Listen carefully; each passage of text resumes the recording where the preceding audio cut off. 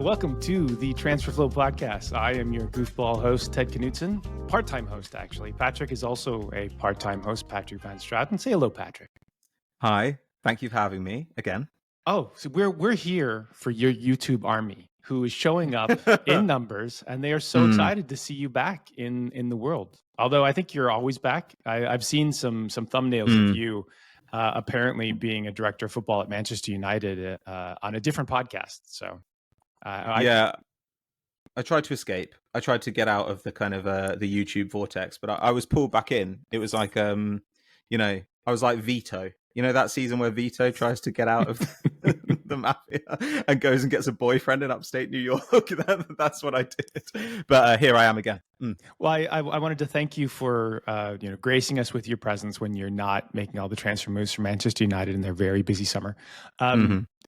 The reason why we're on YouTube is largely like we didn't start out thinking about the video side of it. We were just thinking that's like the biggest podcast host these days. 31% of podcasts apparently are on YouTube.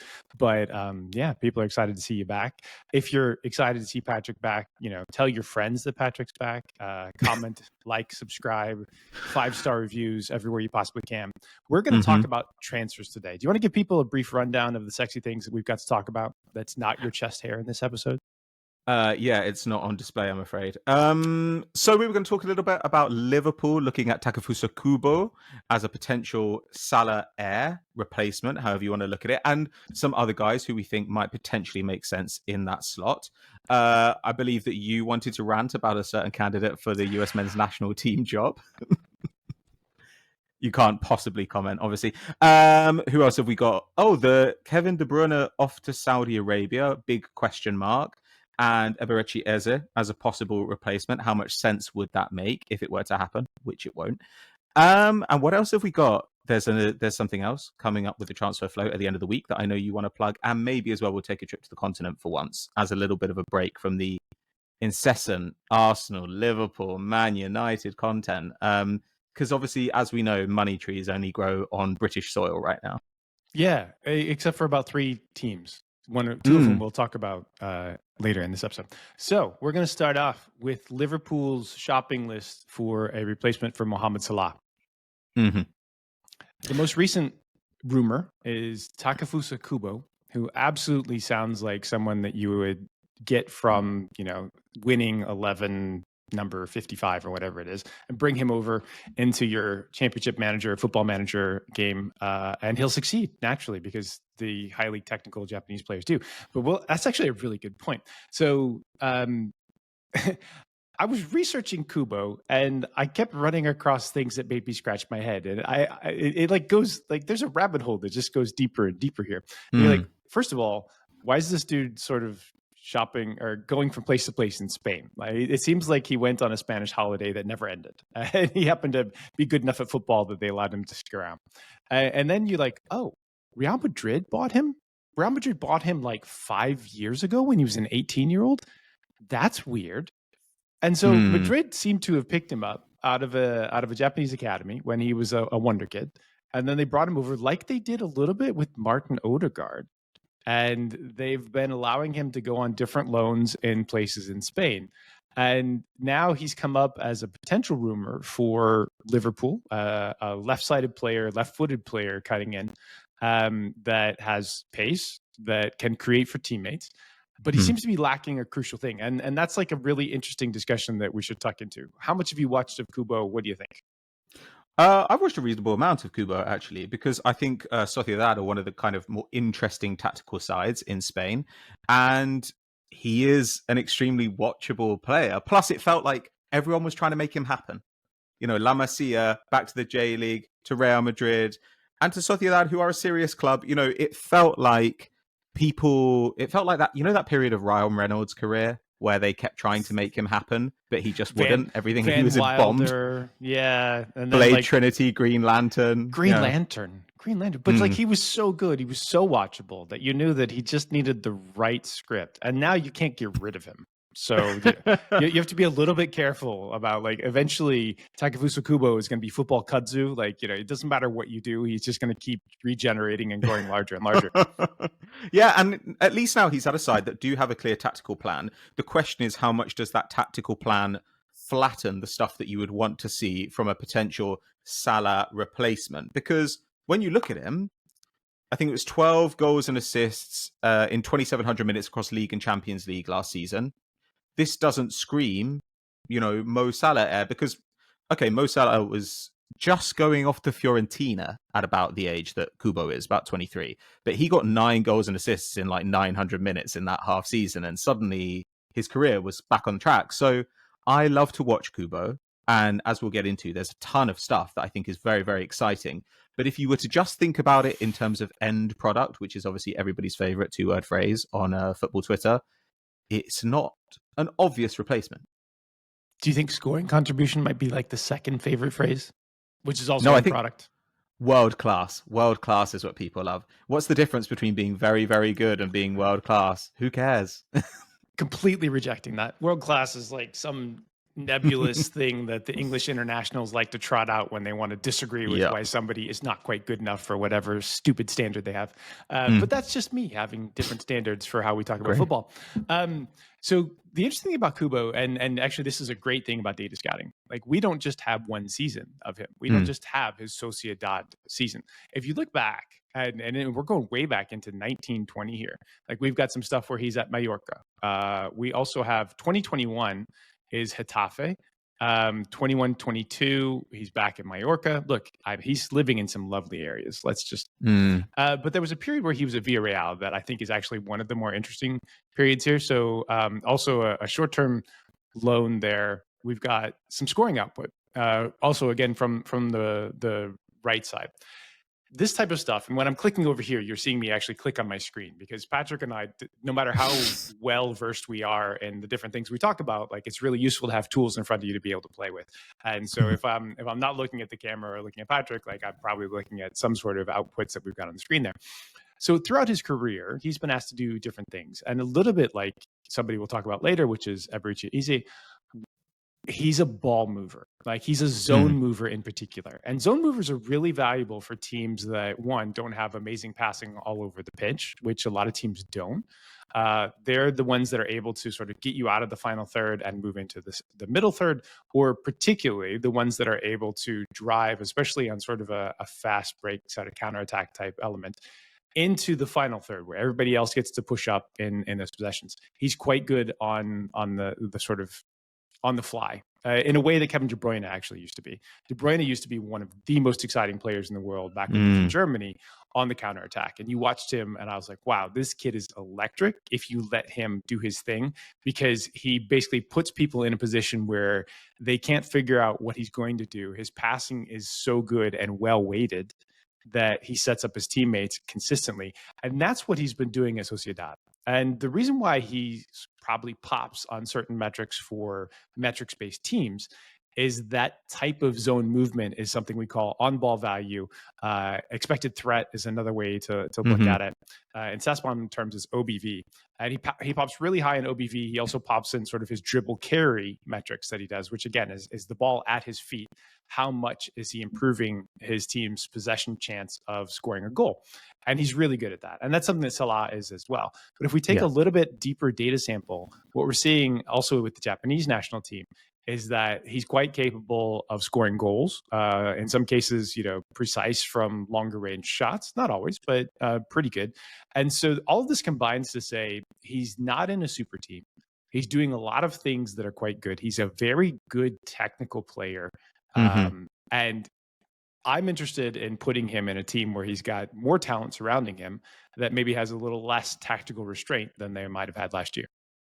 Yeah, I think that's absolutely what I'd like to see as well, because he's really good at getting free. A lot, loads of progressive receptions, getting involved in tons and tons of shots, both his own and creating them for teammates. And this season, rather last season as well, for Sociedad, it was more of a defined role on the right flank, right? The season before, if you look, he's drifting around quite a lot. His touches are really across the width of the pitch. But the thing that really stood out to me in his numbers was the amount that he's carrying the ball into the box. Because I thought that's where I look and I think, okay, here's your Salah comparison here. This is just a guy who takes you, as you say, he does move you up the pitch. He takes you from one area into a more dangerous area consistently, again and again and again. He doesn't lose the ball a huge amount, given how aggressively he plays. And for people who are wondering about, and it gives you a very similar types of players, right? Exactly. Yes. Yeah. So I'd be super excited to see this. I mean, I'd rather it wasn't at Liverpool, but it does make a lot of sense, and especially because I don't know how you feel about this, but it seems like I really like Nunez. I don't particularly like Cody Gakpo, but it does feel like those players are less reliable in possession than their predecessors in those roles. Gakpo loves a bit more of an ambitious pass, and there are only so many guys you can accommodate in that side who are kind of black holes when the ball goes into them. Yeah, so having somebody like this who takes care of it. You have to be conscious of the bleed, right? And yes. and the bleed is a dangerous thing. Like if you have players that never lose the ball, like that's zero bleed, right? If you have players that are good at creating chances but constantly lose the ball, then like you're like, okay, that's a sort of feast or famine type thing. And some games like you're going to have feasting and you'll have a 6-0 or 7-0. And some games you're going to, and early Luis Suarez was a bleeder, right? Now, he wasn't super efficient. He'd lose the ball in all sorts of difficult places. You could see the talent was there, but he was a little maybe too confident in his own ambitions, or they weren't surrounding him with enough options to be able to take full advantage of what his talents were. Then he listened to that. He ended up learning in that Liverpool environment. They had Sturridge, they had Suarez, they had Sterling as well. And so like all those combined to be like, all right, we've got 3 forwards that nobody can actually stay with, especially when Sturridge was healthy. Then he moved over to Barcelona, where like you upgraded from that, which was difficult to do. Here you're looking at a Kubo, and like he, like Messi, like barely bleeds, and so like he's very good at taking care of the ball in that final third, which means that those other guys, one, they can find him and expect him to make good choices with it, and then two, you have somebody that isn't sort of another person that fails with chances regularly in that area. And Darwin is fascinating and fantastic, and as a neutral, he's delightful to watch. As a Liverpool fan, I think he might be a little more painful. Here's one thing that I noticed, and this is kind of pattern recognition. We've got a couple other names to talk about here, but do you notice the sharp teams starting to shop in Japan more, or Japanese players more? Yeah, I mean, obviously, Brighton have done it, but there was also Sugawara, right, who's gone to Southampton now, though he came via Belgium, I want to say. But yeah, we are seeing more Japanese players, and it's quite exciting, I think. So they have some of the best youth training in the world, and Japanese players are turning out to be super technical, and often they're small, right? Like if I walk around Japan and I feel like a giant, it's like the opposite of you walking around the Netherlands. Thanks. Sure. You mentioned it last pod that I felt big in Japan as well. And maybe you are big in Japan. Maybe all of our YouTube I'm like an XXL in Japan. Come from Japan. I can't shop in Japan. They don't have clothes for me. But yeah, so they're turning out super technical young players on the men's and the women's side.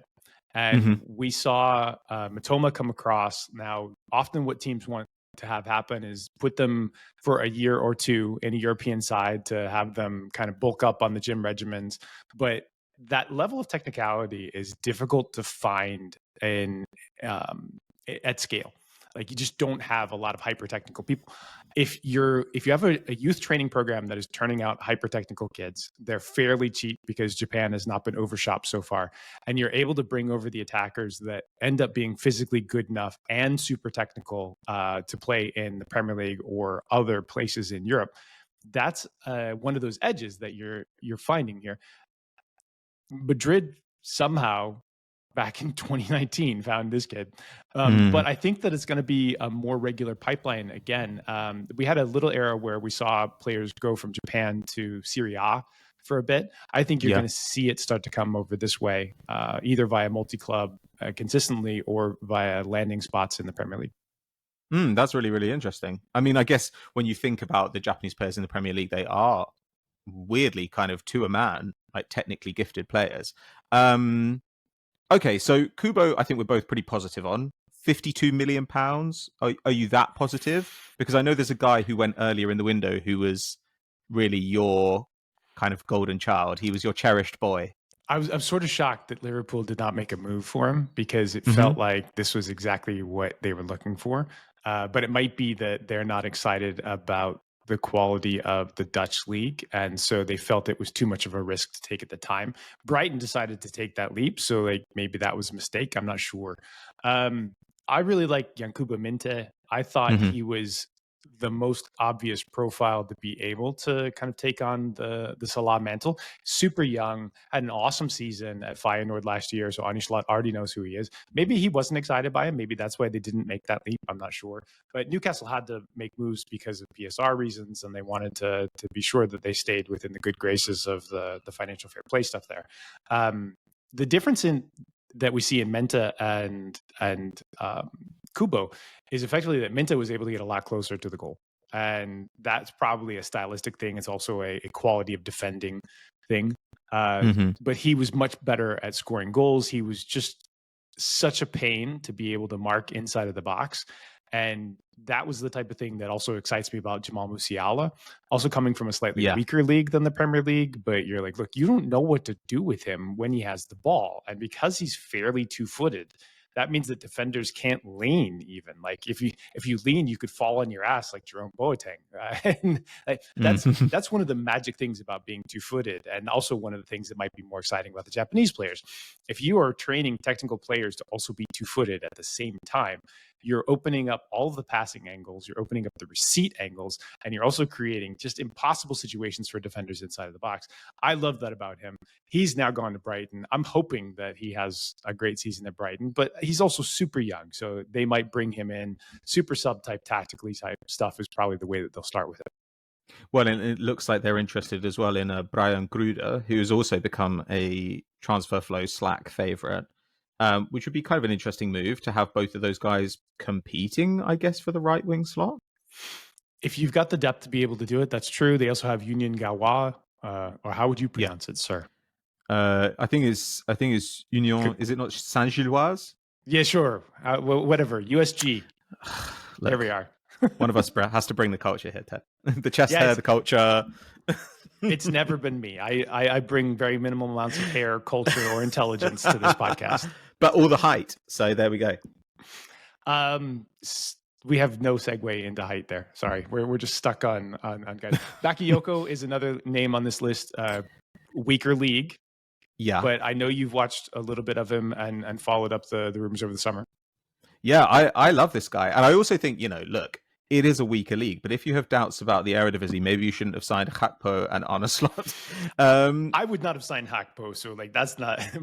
Also, good. I think Michael might have been out of the building at that time. I'm not 100% that one sort of sits on his.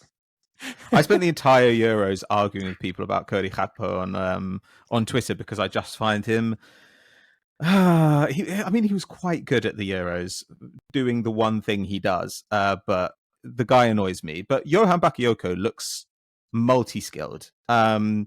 He was 21 last season, turned 21 during the season, 21 goals and assists in the Eredivisie for PSV, and 0.6 expected goals and assists per 90, which is really, really nice. Profiles as a really good passer and a really good ball carrier. Like, I think if you speak FB ref dialect, and I know that you speak a very different dialect, but top 1% for progressive carries, like it's obvious when you watch him that he is just a physical mismatch for the vast majority of people in that league. For that league. Sure. But, we have seen some decent transitions from there. I think Noni Madueke also looked really good in limited minutes, and I like it when he plays in the Prem. I just don't think he plays enough. And he plays for a dysfunctional team. For some reason, that league promotes chuckers. And I say this in sort of the NBA style. They love to have players that take horrible shots from not just outside the D, but to the right outside of the D. Mm-hmm. Now, in the teams that I've kind of worked with, like, we're like, look, if you're inside the D and central, like, you can freely shoot, but you should be still looking for, passing lanes and sort of the vertical slide rule pass. If you're regularly taking shots that are outside the 6-yard box and 13 to 24 yards out, like those are terrible shots. They're like they're in between like 6 and 1%. And this league has those guys regularly. Gakpo is another guy that we talked about. The question is always like, can that be fixed? Like some guys are pretty good at it, but still pretty good can mean like hundreds of possessions that break down over the course of a contract because he's shooting 2% shots. So you want to be a little careful about that type of thing. Yeah, definitely. Anthony was another guy who people taught themselves into the idea that he must be a plus finisher from that zone, but you can be a plus finisher from that zone and it's still, the reward is not really worth what you're losing, what you're definitely giving up in the hope of a possible reward. But Bakayoko also, lots of passes into the penalty area, lots of carries into the penalty area, really high pass accuracy, good defensive work rate.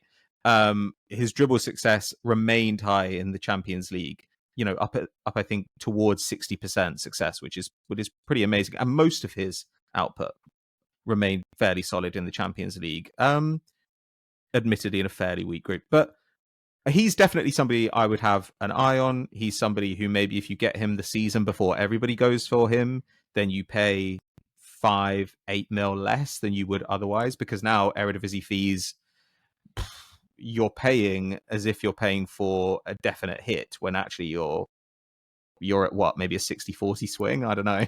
So if I'm at a club right now, one of the things that I commission is a study for all of these right wide and left wide forwards coming out of the Eredivisie over the last sort of 6 to 7 years. And we're going to do this study and we're going to say, all right, what do the profiles of these guys look like? Because it seems like 2 of them pop up every single year. And it's somewhere between 2 and 6, right? The elite teams and maybe one other team have a kid that pops up. What is the hit rate and the success rate of those guys? And what we're going to do is we're going to look at that, we're going to quantify it, and then we're going to add, like basically we're going to adjust the price based on that type of information. If they're true left footers, like what does that look like? Because if you do this kind of longitudinal study where you start, 6, 7, 8 years ago and then move forward, you're increasing the cohort size and you're saying, we need this type of guy all the time. Like every other year, we need to replace this literal type of player. So where are we finding these players from? Where are we confident that we're going to get good ones? Or what has a regular supply, but then has, a very up and down success record out of that? That's what I want to do from, if I'm running a club. I don't have time to do that because we're working on a newsletter and podcast all the time. But that it's a really important study because it teaches you how to approach pricing in this type of league. And you're like, look, we can get him for 20. We're not going to pay 52. We pay 25. We'll pay 30 at the outside, but nothing more than that. That's the way that you have to look at this because the risk incorporation is really important. And if they're only succeeding 40% of the time, that's a pretty big risk. I mean, if it were your decision here, would you go for Kubo, or would you kind of keep your powder dry? I mean, what's the question? I don't want it at 52. Right. If it's Kubo and I'm worried about his ability to score goals, then I'm probably looking in the 40 range. Like that's a nice additive. Okay. We can adjust that fee based off of some clauses that say, hey, these are the things we're worried about. If he scores a bunch of goals, then we're happy to pay the extra 10 million. And if he doesn't, then we're still giving you a great fee. We protect ourselves a little bit. And move on from there. So like you have to be clever about the clauses that you include that cover your risk thresholds. Sometimes you have to be honest with the seller about things, but usually you're just kind of trying to cover up and protect yourselves. And that's what clauses are really there for. So if you have a young player, you're like, look, we'll pay 30 million. And then if he plays, 100 matches for the club, we'll add another 10 to that. And if he becomes like a Spain national team player or a French national team player, which is a big deal, then we'll add an additional 5 million on top of that. And so you're trying to protect yourselves while giving the seller a piece of the upside. Okay. Well, it'll be interesting to see what they do. The next evolution of this Liverpool side, I think, is going to be fascinating. Yeah. The other guy, I did have one other name, which is, I think, if you want a short-term solution, if you don't want to go bigger for a longer-term project, it is weird to me that Raphinha is still on Barcelona's bench. It depends how much they want for him, but I think he's a useful player that a bunch of teams could get a lot of benefit out of. Really, you wouldn't do it? I thought it was a bad transfer at the time. I didn't think that he would bring enough to that team to actually break in the starting squad, and I think that we've sort of found that out. I don't think that he brings enough to Liverpool to pay the price or the wages. See, I don't know if that's true at Barcelona, just because I think I don't really trust their talent evaluation. Not unfair outside of La Masia, who are rocks. Sure, and then Lamine Yamal comes along, and you kind of think, I don't know how many people displace him. But when I look at Raphinha's output while he's there, it's about as solid as it could possibly be. Like, I don't really know what else you'd want to get from it. Obviously, this is Barcelona effect in a weaker Spanish league than we're accustomed to it being over the last sort of 10 years, I would say. 27 years old, turns 28 in December. That's what I like. Get him in. Veterans, experience. Oh, okay. I think there's a useful player in there. But yeah, I wouldn't advocate it for the long term. But I think if you needed someone tomorrow, I think Raphinha is quite a useful guy to have. I think Leeds were delighted to flip that one and very happy that they got what they did. Interesting. Okay. Shall we move on then from Liverpool? Why not? So the other big rumor that's going around at the moment, weirdly, is Kevin De Bruyne apparently in talks, not in talks, has agreed terms, would never agree terms with Al-Ittihad in Saudi Arabia. Last month did kind of give a sign that maybe he would be interested in being compensated with the wealth of a nation if he were to consider going to Saudi Arabia. And now there's the rumor on the market that if he were to go, Man City would be interested in Eberechi Eze as a possible replacement for him. This kind of, when you were talking about De Bruyne as a young player before, the Wolfsburg De Bruyne, you can look at Eberechi Eze and see the comparison, I think. I think the end product is missing from Eze. I like Eze just fine, and as a zone mover, that's fine. Like, he's more of a Wilf Zaha type zone mover. In fact, if you're looking for a similar clone to Zaha as the output zone moving, like, it would be that. I think De Bruyne's passing is obscene and has been his entire career, and Eze does not bring that at all. If you're looking at a Pep side, you need that level of passing in most areas on the pitch. Maybe Doku is, they had a Sterling person. Sterling actually passing is very good as well. It's, I don't see the rumor making that much sense. I see two things happening here. One, I think Eze's agent used this as a way to get the fact that he also has a release clause out into the press, or allegedly does. Now, I have no proof of this, but this is what appeared over time. If enough rumors happen, then somehow things get leaked into the press, and then suddenly teams are like, we might want a 60 million pound player. We don't have to pay 80. Like, you remember the prices for Zaha were just so high for a long time. Nobody could opt into it, but maybe somebody wants to opt into 60. The other thing here is so De Bruyne is one of the more fascinating players in football over the last decade.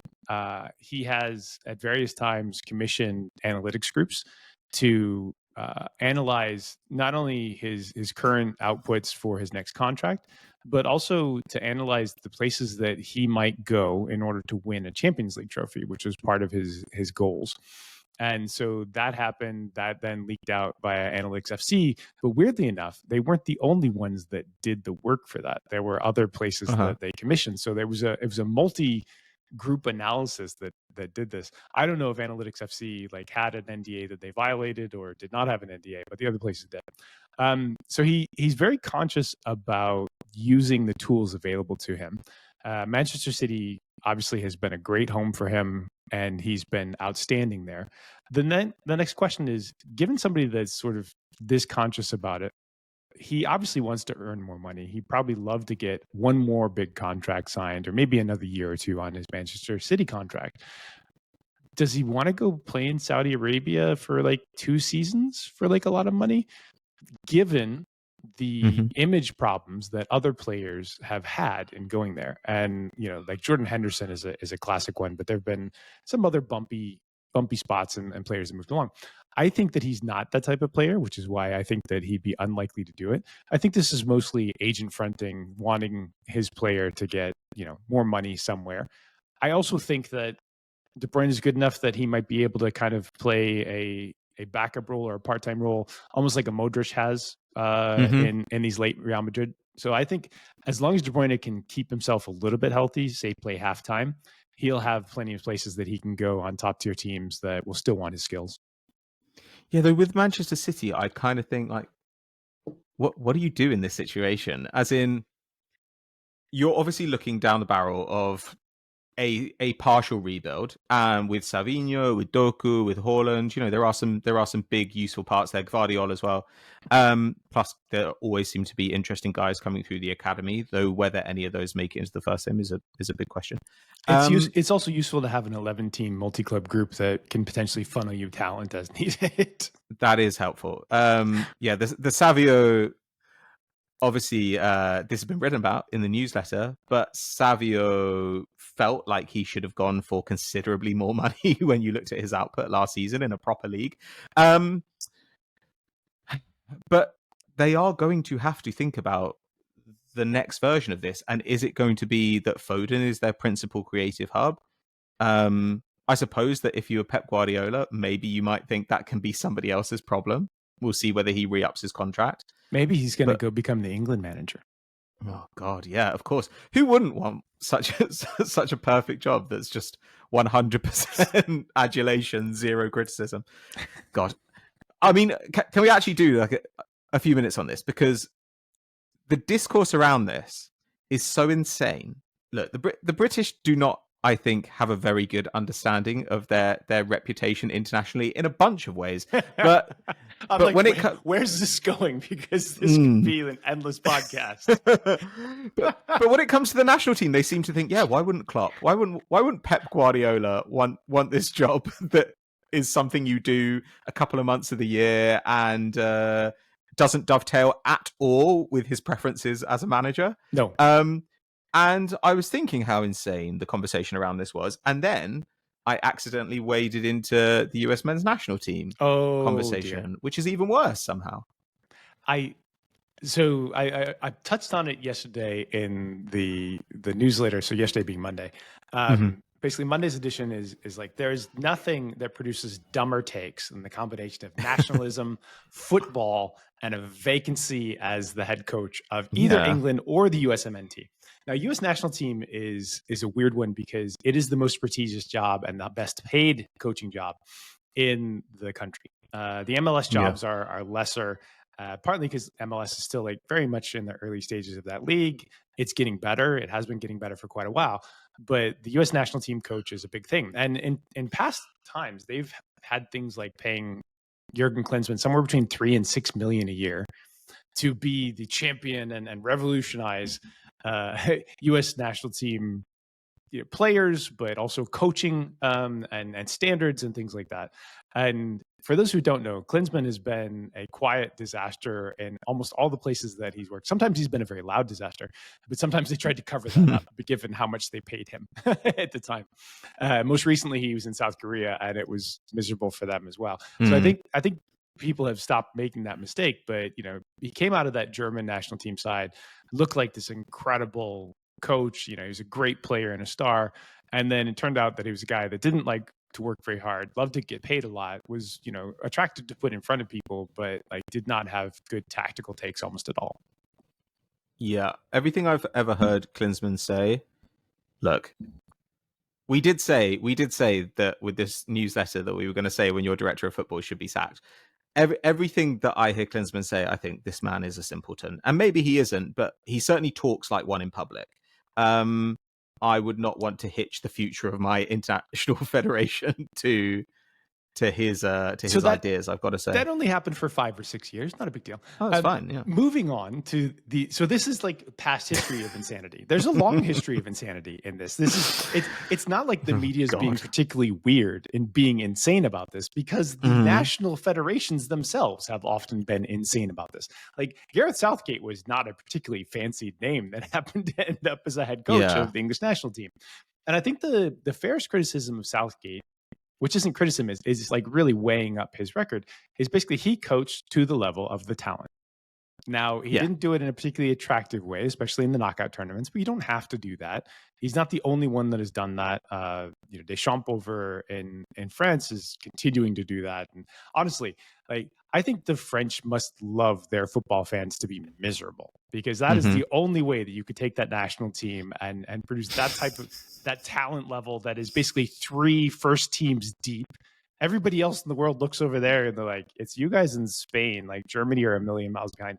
England are, at least a couple of lengths behind. And you guys have just the most obscene talent. And you just don't let them attack ever. That's just, that attacking is not for us. Baguettes, cheese, defense. That's what we do.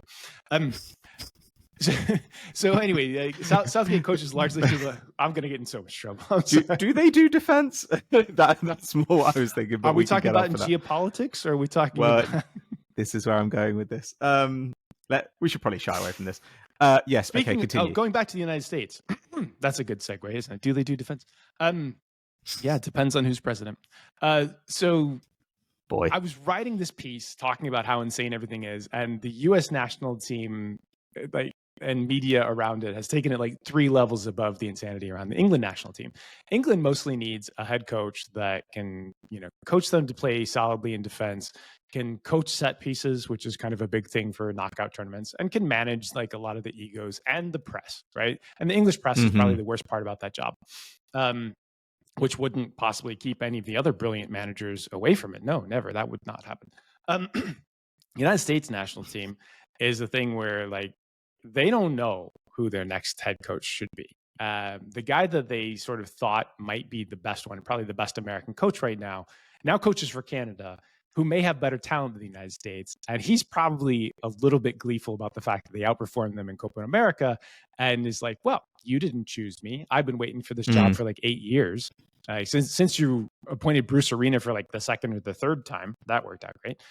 So like, I'm going to go coach Canada for a while. Yeah, the weather's not as good, but the talent might be a little more successful. And we're going to go into a World Cup and see what happens there. So Jesse Marsch is out. And then you're like, all right, who's there? And like, Thierry Henry has been floated. Thierry Henry has succeeded absolutely nowhere as a coach, right? One of the most brilliant footballers of all time has done nothing successful as a coach, and probably still has this enormous learning journey to happen.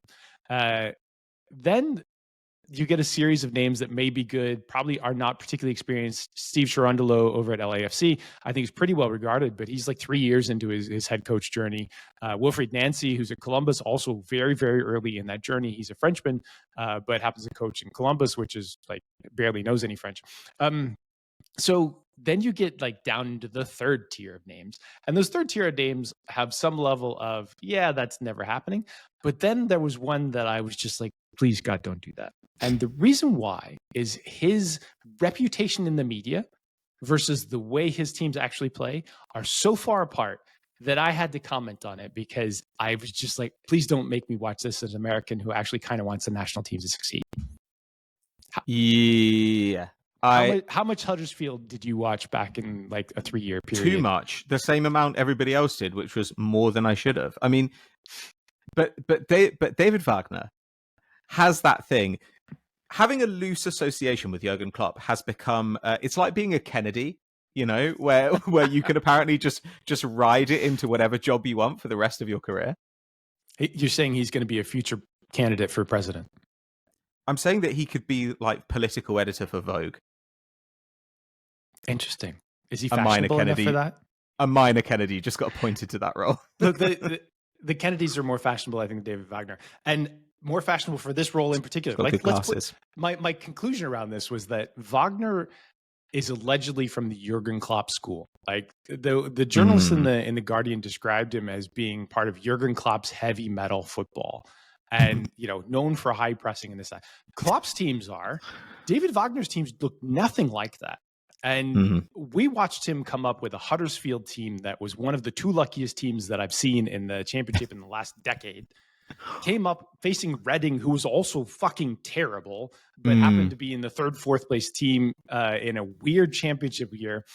So that saved us from the Jaap Stam vertical trajectory of his career. And they played nothing like that in the times when he had good talent. or at least equivalent talent to the league. They didn't play rock and roll at any point. He goes up, they shell the entire time. They sacked into an extra year in the Premier League. Okay, great. Luck happens, right? But at some point, you have to watch the football that they play. And his teams have never been high press, aggressive teams, nor have they been particularly successful.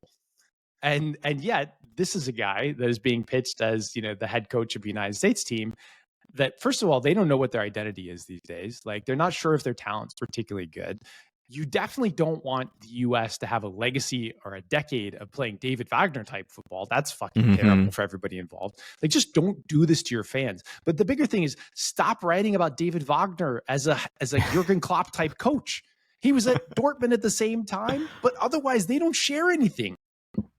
But nobody wants to watch football, Ted. Like, right.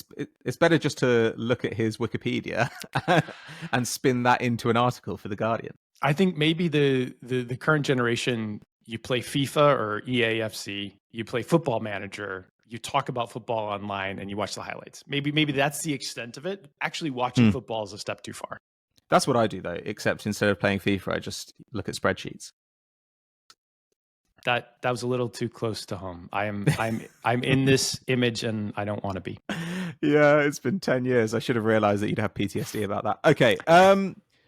I agree. Look, this is an unkind thing to do to Americans. I don't think that they can handle this in addition to everything else right now. So let's not subject them to David Wagner ball, if you want to call it that. Let's talk about something positive. So unless he's going to get Steve Mounier naturalized, then I'd be up for it. Ooh, okay. Naturalization is also a difficult topic in the United States right now. Sure. And in England, weirdly enough. I don't know. We're going to stay out of the politics, even though both of us are well educated and follow way too much news. So something that should be interesting to people of here, whether this is a podcast or people who are hanging out on the newsletter, is I promise that I will start doing some gambling content for the transfer flows / whatever we're calling it. It's probably going to be variance betting in the future. What I'm going to do is I'm going to talk about my bets from the Premier League and the Championship on a weekly basis. And it'll run on Fridays. But what we're going to do for this week or next week, depending on when exactly I get finished, is we're going to talk about the preseason bets and the outrights. And we're going to do some model-based discussions around it. The point behind all of this is I used to be a professional sports bettor. I also helped revolutionize sports betting back in the sort of 2007 to 2014 era, built live betting at Pinnacle, used to work at one of the biggest sports books in the world, helped turn that around in a lot of different types of sports, whether that be football or tennis or volleyball or like all the things that we did. Esports was one of the things that we launched when I was back there as well. And so I'm coming back into the gambling space and I'm going to have a weekly discussion about what I'm seeing in the markets. We're also going to launch our numbers in a premium newsletter. So that'll be something that gets released on usually Friday for a Saturday, Sunday setup of matches. The point is that I have always been a person that thought that sports betting was a game of skill, and I have been successful at that game of skill. If you enjoy it from an entertainment perspective, that's awesome. That's totally fine. But I feel like having somebody like me go through the process and talk about how to use models to bet and what I'm seeing, if we can help you lose one less bet per month, like it'll pay for your betting. And if we help you win a bit more, then that's awesome. I feel like the world of betting is sort of moved away from where I was when I cut my teeth on it. And I want people, I'm not going to tout. Like, we're just going to talk about what I'm betting, my actual bets and what I'm seeing. And I'm going to do it in time for you to be able to make the plays if you want to. But more so, it's a mindset around, hey, how do I get a little bit smart about this thing? Because I really like it. A bit like FPL, right? Like, I want to win more in my FPL leagues. Well, numbers are really good at helping you do that. Smart football analysis is really good at giving you an edge, whether that be in gambling or in the transfer market or in your FPL team. And so this is the concept behind it. So it's going to launch in about a week's time. We're going to get it up on the site. This first thing is going to be free. So totally free. Give it away. If you like it, awesome. We'll see you lots of times during the season. If you don't, that's okay too. But you can definitely comment on that stuff, whether that be on our social media feeds or on YouTube or anywhere else. If you like anything or dislike anything and want to comment, sometimes it might be Patrick's hair that you like the most about the show. That's totally fine. Just leave a comment in wherever you found us. And we will, first of all, appreciate the fact you took your time. And occasionally we might actually address it or reply. Yeah, and of course, if there are topics that you want to see us cover too, like you can drop those in the comments because we're podcasting very frequently at the moment, and we can be pretty responsive with our topics. So reply to us on Twitter, reply to me or Ted personally on Twitter as well, but probably me or the Transfer Flow podcast, and drop it in the comments, and we will try and get to everything because we don't want to ignore your team. We don't want to ignore any particular league. If you feel like we are, get onto us. Oh, we're not in the season yet, so people can't accuse us of hating their teams yet, but they'll get there. We are really giving a hostage to fortune by both being Arsenal fans here as well. But Ravi's not an Arsenal fan. Ravi's like a neutral plus Villarreal fan. And okay. Maybe we'll have like some Liverpool fans on, and maybe we'll have some Spurs fans on. Kim, who is the brilliant person that's also compiling the newsletter with me every single day. Kim's a Spurs fan. And so like, you know, we are hearing other perspectives, even if we're kind of sometimes lost in the mind. But that's the thing about the gambling side. Like the gambling side causes you to be quite neutral on everything because if you're biased, like you end up bleeding money and bleeding edges. So I've gotten in a lot of trouble with Arsenal fans over the years. I don't know if you know that. I have seen that happen a few times, weirdly. But it's just like the cost of doing business, isn't it? Every comment I see is just like, this guy hates Arsenal. This guy's Arsenal over everybody. Who cares at this point? There were 2 seasons where I absolutely fucking killed Arsenal vibes at Christmas time, and they were so mad at me until they got to the end of the year, and they're like, shit, Knudsen was right again. Yeah, and that was the path that led me to end up here. So you ruined one season for me, and now you're paying me back for it. So let's talk about Desire. Boy, God above. This is like seeing a client again. Okay. Yes. Well, I actually am keen to talk about this guy because Desire Doue, he's linked with PSG. He's linked with Bayern Munich. And actually, some interesting people, are doing some shopping at Rennes at the moment. We obviously saw Enzo Lefebvre go to Roma after just one season at Rennes. And last season, Rennes had a serious collection of young talent, like tons and tons of interesting players, something for everyone. But Desire Doue is a interesting kind of player. He seems like he's somewhere between a midfielder and an attacker, but not in the way that usually means, which is that he's kind of not good enough to play either role. I think he's good enough to do either one, and probably has a home as more of an attacking midfielder, I would say. But he's 19 years old. He's been a regular in Ligue 1 for the last couple of seasons. And if you look at him from a kind of attacking midfield point of view, he looks like an attacking midfielder who does loads and loads of passing and good defensive stuff. And if you look at him from a midfield perspective, he looks like a midfielder who has excellent attacking output. Because he's just an outstanding final third passer, I'd say. And he's 2.5. Yeah, he's a kid, but 2.5 passes into the penalty area a game, and about 7 progressive passes, decent number of chances created, workable numbers of shots, decent defensive output, and 3.5 dribbles a game at 60% success, which is bananas for a guy who's not playing just like on the wing. To me, that is a huge, what's going on with this guy? To find somebody that has that level of dribbling success and the passing, like that's like the key metric there. And also like somebody that Bayern and PSG are both tussling over is a little bit unusual, at least, out through the press. Bayern are a funky club right now because they seem to have a split sort of, there seems to be this division in the vision for the club.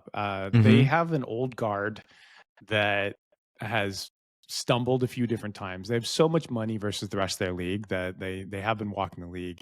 This past year, they stumbled. 2 years ago, they should have lost, and the Dortmund fans like are holding their heads in their hands still. Like, it's like cannot believe that happened.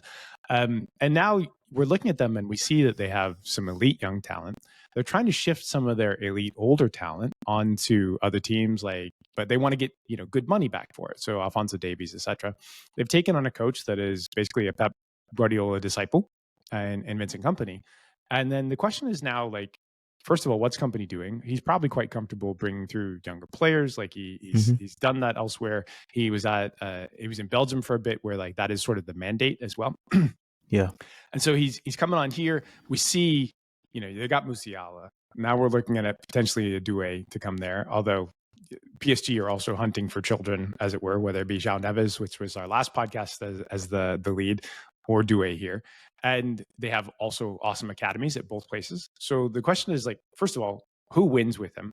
Second of all, how are they fitting them into the team with all the different mismatched bits and pieces? And then third of all, like, what does his potential look like? So give me an archetype for what you think Doué will end up as. Like, who's a mature person in the last, say, 5 seasons? You're like, all right, this is kind of what feels like his future output. Boy, that is actually a really difficult question. I'm not very good at this sort of thing. Okay. I didn't mean to put you on the spot there. I've stumbled. No. I'm really thinking about it. It's interesting to me. Because this is a framework that we use elsewhere. And it's dangerous because what it does is, like, every player is not like any other particular player. Like, they're all unique, beautiful snowflakes unto themselves. But if you're trying to give somebody a quick idea, or the reverse often happens, we have this player here. We need somebody that does exactly the same types of things that this player does, maybe a little bit better. That's usually part of your shopping process. And that's one of the ways that you talk to your coaches to get like a commonality of language and what they want somebody to do in their tactical role. So when I ask something like that, I'm like, okay, so we've got a 19-year-old. He's over at Rennes. We know that he's very young and he does these exciting things. If somebody were imagining it outside of here, what would you be excited to describe him as? Like, what's sort of his peak? A rich man's X or Y, or a poor man's X or Y. These are ways that we build bridges of comparison. But it's also a dangerous thing, because if you do it too often, then like it doesn't mean anything anymore, or the players just have different traits, and you run into those stumbling blocks too. Also, for a long time, it was this was probably one of the chief zones of total bullshit in football. So I wrote a script years ago for Sky, which we were not allowed to put out. When I was working for Football Daily, I wrote a script which was all about player comparisons and kind of the racial politics of it specifically, because of course the fact that black players obviously could not be like any player who is not black. And at one point in the video, I remember listing all the players who'd been called the new Patrick Vieira, and there were like 45 of them, and they were mostly francophone black guys, except for short black guys who got compared to N'Golo Conte, or Makelele. Yeah, sure, Makelele too, because of course Conte was just like Makelele, exactly the same kind of player. So okay, do you have a sense then of how you would go about doing this with Doué, or do I need to go away and do my research project and get back to you? I'm intrigued by it. Like, I follow Rennes from afar, and I also this is the summer of kids. I'm not surprised by the prices that are being thrown around for players that are 18, 19 years old. I think people have lost sight of how difficult it is to predict whether young players are going to be successful in the future. I think you're right in being excited by him. I don't know his archetype though, and that leaves me wondering kind of like how he slots into different types of teams. In many cases, that's exciting because you have levels of uncertainty. Another thing that happens in recruitment is like you're doing pattern recognition, right? Like, hey, this looks like this type of thing. This output looks like this type of player. We've talked, like, if you talk to people like Rene Merich and the Spielverlagerung guys, Merich is also part of the Vincent Kompany coaching staff over at Bayern. They talk about, like, we no longer have specific positions in football. We have roles. We have roles that players need to fulfill, and their tactical roles. And in certain times, the game state changes as well.